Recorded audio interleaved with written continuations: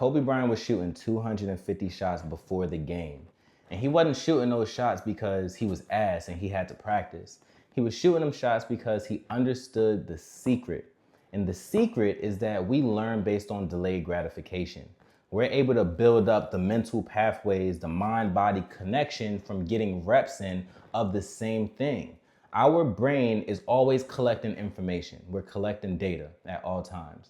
And there's a part of our brain that we can't control. That is the subconscious mind. Some people call it your creative brain. Your creative brain always is looking for the path of least resistance. So when you set a goal, and the goal in Kobe Bryant's case is to make the three-point shot, and he shoots the three-point shot 250 times, the creative brain is like, all right, bet. Based on these 250 shots, I see that we shooting it slightly to the left too far, so we're gonna course correct and go to the right a little bit. Like a heat-seeking missile, we adjust our course. Now, before we get into this video, I wanna make a book recommendation for you. I am reading Psycho-Cybernetics by Dr. Maxwell Maltz. In this book, he speaks about your brain. He tells you about how we learn and how to best apply concepts like what we're gonna talk about in this video. Highly, highly recommend this book. Now, let's start this video off with faith. I need you to understand that faith is necessary in order for you to find success in anything that you do, even if that anything is nothing. Because everything is difficult. Everything is gonna give you a hard time. Everything is gonna have a figuring out process that you're gonna have to get through. But understand this, your conscious mind, the brain you use to think, 1 + 1, that mind is not the one that is going to push you to success. That's the brain, that's the mind that's gonna help you to set the goal. And you're gonna know, okay, my target, I wanna start that business and I wanna service 100 people and be the best fitness trainer of all time. Or I wanna be the best guitar player of all time, whatever it is, right? That's your thinking brain. Now, your thinking brain has to develop a plan. How many times have you made a plan? I know you've made a lot of plans. And how many of those plans have you stuck with? I'm not trying to dog you out here, but I'm trying to let you know that you have been violating the law of life. Delayed gratification is how we learn. You have to strum that guitar millions of times. You have to pitch your coaching services to your demographic hundreds of times in order to just get one client.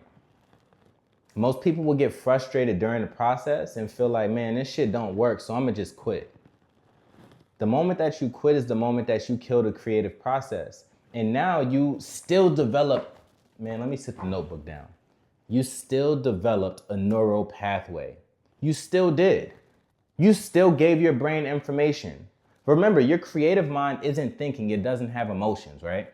So if you consciously set a goal and say, this is my goal, I'm gonna go for it, and you stop 75% of the way and you do that over and over and over and over, your creative mind is gonna find that 75% mark with everything that you do. You're gonna be trying to please your woman and you're gonna get 75% of the way and your creative mind is gonna be like, all right, let's check out. Next thing you know, you finished. Yeah, it's that bad.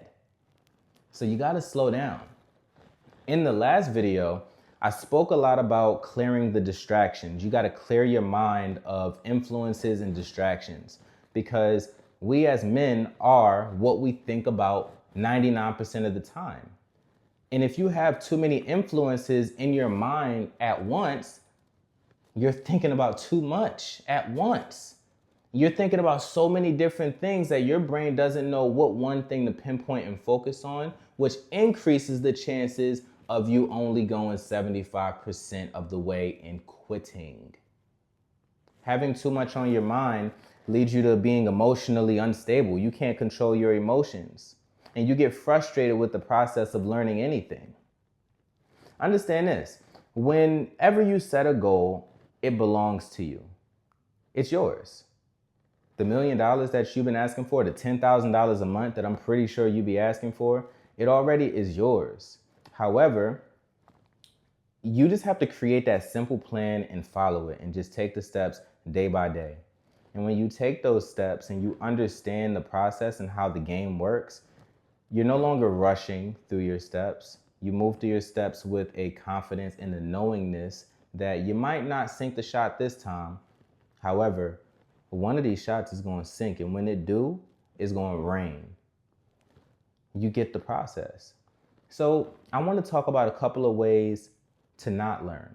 And we just said one of them a moment ago. Number one on the list of ways to not learn is to do too much at once.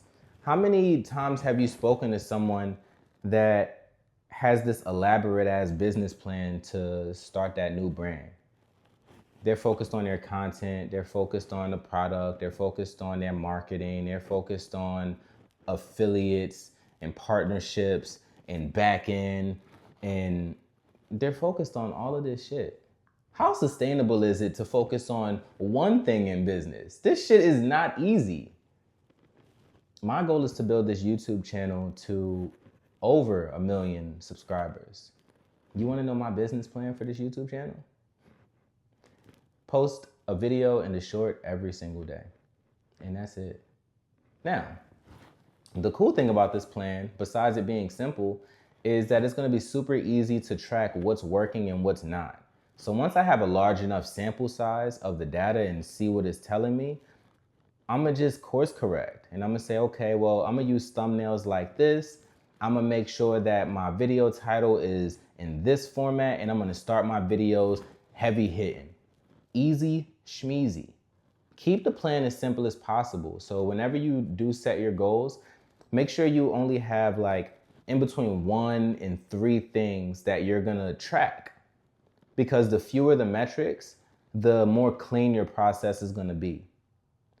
You really also have to be patient with that process. I'm genuinely letting you know, the moment you get impatient with the process of learning is the moment that you screwed up. Remember that learning is not something that you can force. Learning is something that your creative brain is going to take care of.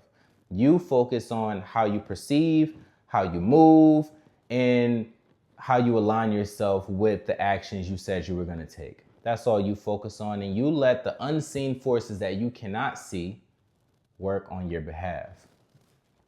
Let me get my notebook. The second way of how not to learn is to think before you act.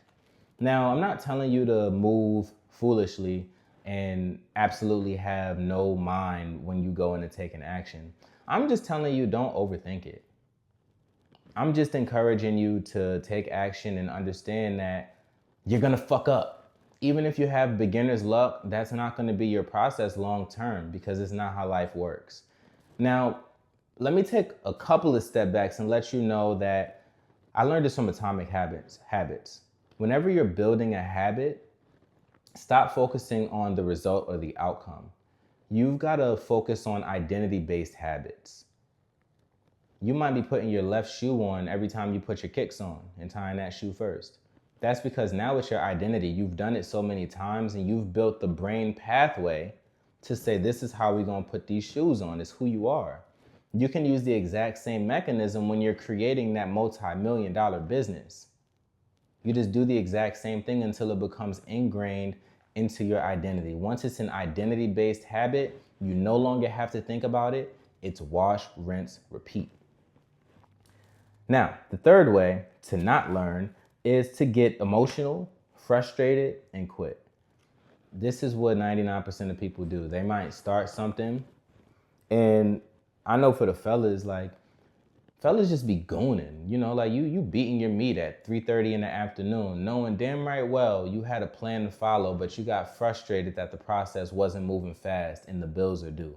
So now you gooned up. You on Twitter looking at ladies and they, you know what I'm saying? Like, bruh, that's not what you need to be doing. You need to be chasing your purpose. Your purpose is your first lady. The moment that you feel yourself getting frustrated, understand that you are violating the laws of creativity. Frustration is not beneficial to your creative mind, and it's only going to prolong your process of getting where you're going. If you find yourself getting frustrated, distracted, and that urge to goon it out, go for a walk. Don't bring your phone either. You need to clean your mental palette, because there are tendencies that are in your mind that are not supporting where you're going. That is huge. And that's a whole nother video on its own. Matter of fact, like, I'm gonna make that my next video, to stop gooning. And I wanna end this video out on the success mindset. I'm gonna wrap this one up. The success mindset requires for you to think in terms of sample sizes. As we said earlier in the video, how many times is it gonna take for me to get a desired result? When you think like that, you're thinking for the long term, you're thinking long run.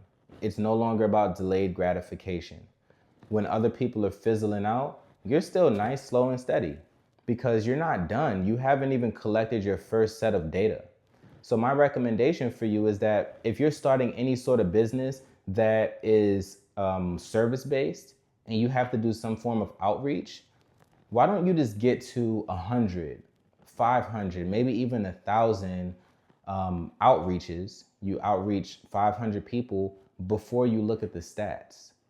And the reason that I suggest this is because not only do you have to get comfortable and get over your self-limiting beliefs with pitching your services, but you also need to read the data. It's like, are you doing one call closes, or are you making it to the end of your process and then people are saying, like, I thought about it and I'm gonna go the other way?